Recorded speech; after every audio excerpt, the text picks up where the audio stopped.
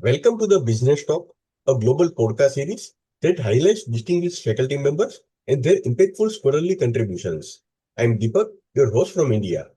We are honored to have Dr. Martie-Louise Verreynne joins us as our distinguished guest on today's episode. Before I begin, allow me to introduce our guest for today's episode. Professor Martie-Louise Verreynne is a leading voice in innovation research and driving force in entrepreneurship education at the University of Queensland, where she holds the position of Professor in Innovation and Associate Dean of Research in the Faculty of Business, Economics, and Law. Her scholarship sits at the intersection of strategy, entrepreneurship, and open innovation, with a particular focus on how small and medium enterprises harness capabilities and collaborative networks to compete, adapt, and grow. Rather than creating small firms as a miniature version of large corporations, Dr. Martie-Louise champions their unique dynamics and explores how they punch above their weight in competitive markets. A prolific contributor to the academic conversation, her work regularly appears in top-tier journals spanning small business, entrepreneurship, innovation, and entrepreneurial discipline fields. She brings editorial leadership to the discipline as a senior associate editor for the Journal of Small Business Management, helping shape research that matters. Her research is funded by Australian Research Council alongside government and industry partners, a testament to its real-world relevance. But for Dr. Martin's impact doesn't stop at the journal page. She works directly with policymakers and industry bodies to translate findings into tangible outcomes for the small businesses that form the backbone of the Australian and global economy. This rare combination of academic rigor and applied influence has earned her both national teaching recognition and a university research engagement award, reflecting her commitment not just to advancing knowledge but to making it count. Today we are joined by Dr. Martie-Louise Verreynne to discuss her research, University Business Collaboration, a Collaboration Readiness Index and Scale. Let's not keep you waiting. Please join me in welcoming Dr. Martie-Louise Verreynne to the podcast. Professor Martie-Louise, we deeply appreciate your gracious acceptance of our invitation. It's an honor and pleasure to host you today. Thank you. Thank you. Professor, the paper argues that SMEs are often unprepared when they enter university collaborations, even when they are willing. In your experience, what is the single biggest sign that an SME is not yet ready to collaborate with a university or research institute? And what do policymakers typically overlook about this? Thank you for that question. I think the biggest sign is when a SME can clearly articulate why they want to collaborate, but not how it will actually work inside the business. So they may say, we want to work with the university to innovate, but if you ask them a little bit more, there's no internal owner, no time allocated, no budget, and no process for absorbing or using what comes out of the collaboration. That gap between intent and execution, I think, is critical. Collaboration with the university is not just an external activity, it imposes internal demands on leadership attention and on staff capabilities, on coordination, on decision making, a whole range of things. Policymakers often overlook that willingness. It's not the same as readiness. So a grant can create an opportunity, but it's not automatically create the leadership discipline, absorptive capacity, or the routines or the behaviors that's needed to make it a collaborative exercise that's productive. Professor, your five-stage collaboration readiness index from considering to partnership maps SME readiness in a cumulative way. How do you prevent this model from becoming a rigid checklist? And how should an SME think about readiness if it's strong in leadership but weak in knowledge sharing systems? Yeah, so the Collaboration Readiness Index should not be used as a pass-fail checklist. It's a diagnostic conversation starter, and it's often used by intermediaries who facilitate these partnerships. So its value is that it shows the pattern of readiness across dimensions, not just the overall state. So in practice, SMEs are almost always uneven. You might have a firm with a really strong leadership commitment, but weak systems for capturing and sharing knowledge internally. or strong technical capability, but no clear progress for managing the collaboration. So the question is not, are we ready? I think the question is, ready for what kind of collaboration and at what level of complexity? So if leadership is strong but knowledge sharing systems are weak, the answer is not that they wait indefinitely. It's to start smaller, for example, through pilot projects or short engagements or structured learning opportunities while they deliberately build the internal systems. So readiness becomes something that you develop through doing, not something that you must fully achieve beforehand. Professor, the regression analysis reveals that leadership capabilities consistently emerge as the strongest predictor of both collaboration and innovation outcomes. Why do you think leadership, rather than, say, resources or absorptive capacity, is so decisive? And what does that mean for how we train SME managers? Leadership matters because it activates all the other capabilities. Resources do not mobilize themselves. Absorptive capacity matters only if leaders can create time, incentives, and confidence for staff to engage with external knowledge. In SMEs especially, leadership is highly concentrated. If the owner or the executive team is not actively supporting or sponsoring the collaboration, it quickly becomes marginal, something that people just do on the side rather than as a core strategic activity. Leadership also plays a transformational role. So universities and businesses operate on different logics, different time frames, different incentives, and different languages. Leaders need to interpret, frame, and align those differences internally. So in terms of training SME managers, we need to move beyond teaching them about universities and instead focus on how to lead collaborations, how to frame problems, how to manage ambiguity, and how to allocate resources under uncertainty so that they can extract that for value from that external knowledge. Professor, you deliberately modeled the CRI after NASA's technology readiness levels, a framework built for technologies, not organizations. What were the biggest conceptual challenges in adapting a technology-facing readiness logic to the messy human dimensions of business university collaboration? Yeah, the technology readiness level framework is elegant because it gives a structured way of thinking about progression. But technologies are fundamentally different from organizations. So a technology can move from prototype to demonstration to deployment. But SME's readiness depends on leadership, culture, trust, routines, resources, and learning behaviors.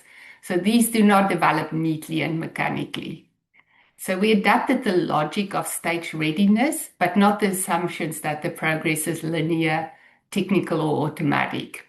The Collaboration Readiness Index had to capture the human and organizational maturity, not just the technical maturity. So the conceptual challenge was to retain the idea of stage progression, but to remove that assumption of neat sequential advancement. In the Collaboration Readiness Index, movement between the stages depends on the development and integration of multiple capabilities, as we have in the index. And importantly, the progression is not automatic. You can stall, you can regress, you can be strong in one dimension and weak in another. And that's why the model had to reflect the messiness, not just the structure. Professor, the scale was developed and validated entirely within the Australian SME context. How confident are you that the five dimensions, the leadership, resources, knowledge sharing, systems and processes, and outcome orientation, would hold up in, say, a Southeast Asian or European context where university industry collaboration norms differ significantly? I think that's a really good question to ask. I would be cautiously confident about the dimensions, but less confident about assuming the same pathways or thresholds across contexts. So leadership resources, knowledge sharing systems, processes, and also the shared outcome orientation are likely to matter in most contexts, but how they show up will differ. In Southeast Asia, for example, relational trust, hierarchy, government intermediaries, informal relationships, or even family ownership may play a much stronger role. In Europe, more formalized innovation systems and policy instruments might shape how collaborations emerge and scale. So the model, I think, travels conceptually, but not automatically operationally. So it needs to be tested, adapted, and calibrated locally before being used for decision making. Professor, the paper identifies a knowledge gap between SMEs and URIs that can exceed the threshold for mutual understanding. Isn't this gap sometimes precisely why SMEs collaborate? They want knowledge they don't have. And how do you distinguish between a productive knowledge gap that motivates collaboration and a destructive one that derails it? Yeah, you're exactly right. The presence of a knowledge gap is often the reason why an SME would collaborate with a university. The key distinction is not whether the gap exists, but whether it's breachable. A knowledge gap is productive when both parties can still understand each other well enough to define a shared problem, agree on expectations, and learn together. It becomes destructive when the gap exceeds the threshold for mutual understanding. That is when the SME cannot interpret what the researchers are offering, or the researchers do not understand the SME's commercial constraints, like different timelines or operating realities. So the issue is not whether the gap exists. The issue is whether there's enough bridging capacity. It's like translation, trust, shared language, and a process for converting the knowledge into joint value. Without those, the gap becomes a barrier rather than a source of value. Professor, you argue that existing policies often fund collaborations without first assessing whether SMEs are ready to undertake them. If you could redesign one aspect of how government innovation grants or ARC-linked funding programs work, what would it be? And how could the CRI change the gatekeeping process? Yeah. If I could redesign one aspect of innovation funding, not surprisingly, it would be to integrate a readiness diagnostic at the front end. So not as a blunt exclusion mechanism, but rather as a way to tailor support. So instead of asking, is the project innovative or is there an industry partner, we should ask, is this SME ready for this kind of collaboration at this level of complexity? So at the moment, many programs effectively assume that a SME and a university come together around a project and they are ready to execute it. But the evidence suggests that readiness varies significantly. So using something like the Collaboration Readiness Index could segment SMEs into different pathways. So early stage firms might receive support for problem definition or capability building, whereas more mature firms could access larger, more complex collaborative funding. And this would shift funding from a one-size-fits-all model to a stage capability building process. And I think this would result in fewer failed collaborations and definitely in better returns on public investment. Professor, the paper maps significant and specific triggers for moving between readiness stages, for example, attending URI-led events to move from considering to networking. Are these triggers primarily about changing an SME's mindset or about building structural capacity? And who bears responsibility for creating those triggers? The SME, the university, or the government facilitator? Yeah, that's such a good question. And the research is quite specific here. The transitions aren't automatic, so they require intentional internal shifts. For example, for a business to move from considering to networking, those early stages, that usually happens through initial exposure, such as attending a university-led event or having that first informal chat with a facilitator. But the bigger jumps, like the ones that happen between cooperating and engaging, they require a critical trigger such as formalization. So at this point, you need a leadership champion within the SME who does just like the idea of the research, but also build the structured system to manage it. And then when you get to the last stage, those activities must become recurring routines that build trust and strategic alignment. So If you want to get practical, the paper talks about some of the interactions that you can have, like connecting with innovation facilitators or going to innovation contents or start exposing your staff to external knowledge at seminars or open days. I think what is important though is to just note that the triggers were identified are both cognitive and structural. So some triggers like attending a university-led event, that's about changing perception. They help SMEs to see universities as accessible, relevant, and valuable partners. And that's a mindset shift. But progression through the stages ultimately requires structural change, allocating resources or building systems or developing routines, like we've said before. And this responsibility, I think, is shared. SMEs need to invest in their own capability. Universities need to make engagement pathways clearer and more accessible. And governments or intermediaries need to support the in-between activities that enable movement between the stages. Professor, the paper notes that collaborations fail for many reasons beyond readiness, and the CRI can help partners walk away from poor collaborations. How do you navigate the tension between encouraging more SME university collaboration, which policy bodies want, and advising an SME that it is simply not ready and should wait? Yeah, this is a real tension. The traditional governments use R&D spending as the main metric for allocating support, but this tool allows them to look at capability gaps instead. They can see exactly where a group of SMEs is struggling. Is it leadership or is it knowledge sharing? And then they can tailor their training or incentives to fix that specific gap. So policy often focus on increasing the volume of collaboration, but our work suggests that the quality and the timing of the collaboration matters just as much. So saying an SME is not ready should not be interpreted as a discouragement. It's about sequencing. The right question is, what is the next appropriate step for this firm? So for some SMEs, that step is a full partnership, but for others, it might be working with intermediaries or starting by running a small pilot project. So importantly, the Collaboration Readiness Index gives both SMEs and universities permission to walk away from poor fit collaborations. And that's then not failure. It's a more mature, informed decision that protects both parties and improves outcomes over time. Professor, I'd like to conclude this episode with one last question. Your flag longitudinal design is a key limitation.